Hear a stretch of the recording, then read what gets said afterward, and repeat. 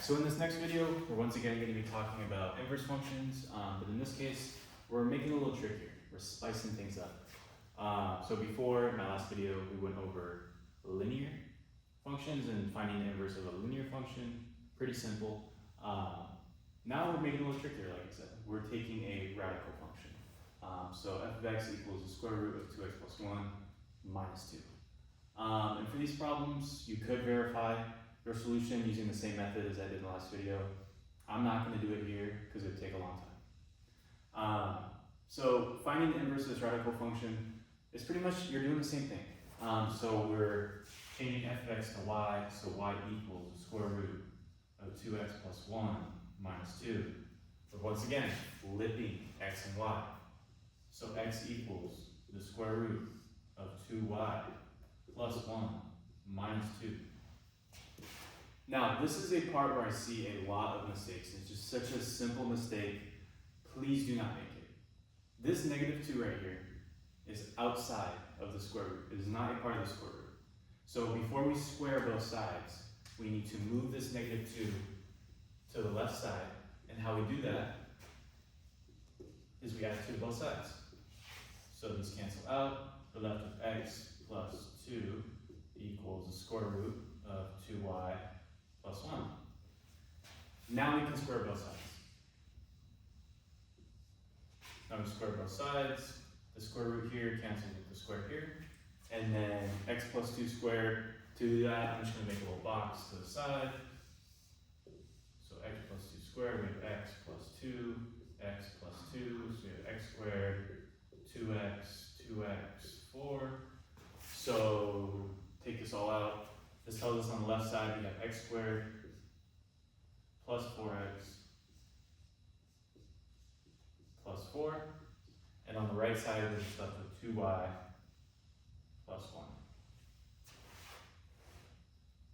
So now we're trying to get y by itself. So we subtract 1 from both sides. We're left with x squared. Not like that's showing. X squared plus 4x plus 3 equals 2y. Just fly out of here. We divide everything by 2. And we are left with f inverse of x equals x squared plus 4x plus 3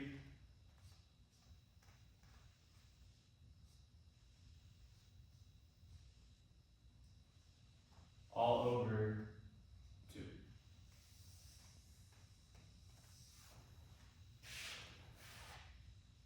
So like a couple extra steps, but not too much harder than taking the linear.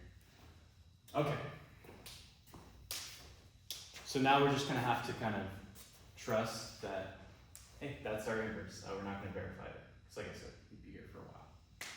Now, this is where things get a little tricky, is our domain and range. We can no longer assume that our domain and range are just going to be negative infinity, comma infinity. Why is that? Well, if you guys remember square roots, so in this case we have the square root 2x plus 1. Square roots are weird. How did I say it like that? Square roots are weird. Because you can't have a negative number inside of the square root. So we don't know what 2x plus 1 is. 2x plus 1 is just a little equation. We don't know what that is, but we know one thing for certain. We know that whatever 2x plus 1 is, whatever we plug in for x, it needs to give us a value that is greater than or equal to 0. Because let's say we plug in negative 1 in for x. That would be negative 2 plus 1. That would leave us with the square root of negative 1. And that's no good. That's no bueno. It would just pop up as an error in our calculator because we can't have negatives inside the square root. So how we figure out the domain so that we don't plug in any numbers into that square root that give us a negative number is we do this. Off to the side, we get 2x plus 1, and we know that 2x plus 1 is going to be greater than or equal to just solve it. We solve this inequality. So we subtract 1 from both sides. Drop down 2x, we get 2x is greater than or equal to negative 1. We divide everything by 2, and we get x is greater than or equal to negative 1/2. So our domain here is x is greater than or equal to negative 1/2. You could also write that as negative 1/2 comma infinity. You can write it multiple ways. This is the easiest way, I think. Okay, now we need to find the range, and to do the range, all you're looking at is this number right here. This number that's off on its own on the end, and that's the number you're going to be using. So if you guys think about this function right here, f of x equals square root of 2x plus 1 minus 2. You should be able to visualize it and see that we're going to start at negative 2, and our graph's going to go up like an R forever. And why it's going up like an R is because there's a positive symbol, there's no negative symbol as our leading coefficient.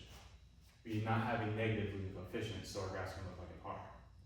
So that tells us that our range is going to be any y value greater than or equal to negative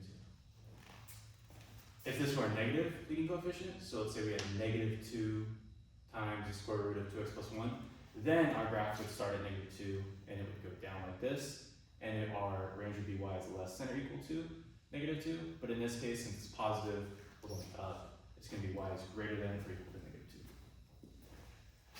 Now, this is where I can kind of show you guys the trick of domain and range for inverses, is they're going to flip.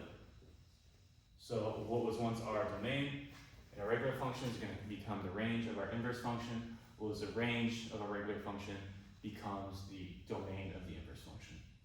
So our inverse function, we have x is greater than or equal to negative 2 for our domain. So we're not taking the exact range, since the range is talking about y, domain is talking about x. We need to change the letter to make sense. And our range is going to be y is greater than or equal to negative 1/7. All right. There's one little thing I want you guys to think about. It's because the math shouldn't be math right now. If this is f inverse of x, and it's a quadratic function, why is the quadratic function's domain x is greater than or equal to negative 2? That doesn't make sense. You could plug in any number into this equation right here, and it would give you an output. Every input has an output on this equation. For all quadratic equations, that's going to be the case. So why on earth is our domain restricted to x is greater than or equal to negative 2? And this is a special case just with the two being inverses. So obviously, if I was blocking this right here, and you just had this function, you would know the domain's negative infinity, infinity. But since it's playing the role of the inverse of the square root function, we must restrict the domain, because for two functions to be inverses, every point on the original function's graph needs to be able to be mapped onto the inverse function's graph. And that would be impossible if we didn't restrict the domain, because a square root graph is going to look like an R, like I said. A quadratic graph is going to look like an entire U. So that wouldn't make sense, because this, our square root graph, is half of our quadratic graph. So only half of the points from our square root graph are going to plot onto the quadratic graph. So that's why we restrict our domain in half for the quadratic graph, so that we're only having one side of it, and therefore it can map onto the square root graph.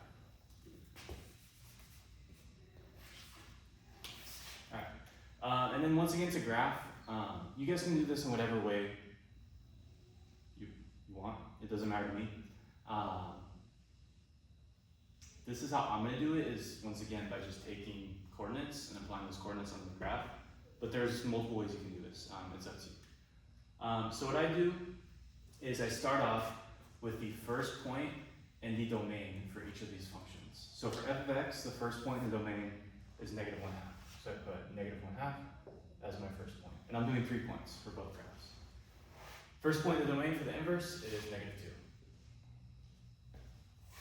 And since these are both x is greater than or equal to that number, I'm going to take the next greatest whole number. So -1/2, the next whole number is 0, next whole number after that is 1. -2, we have -1 and 0.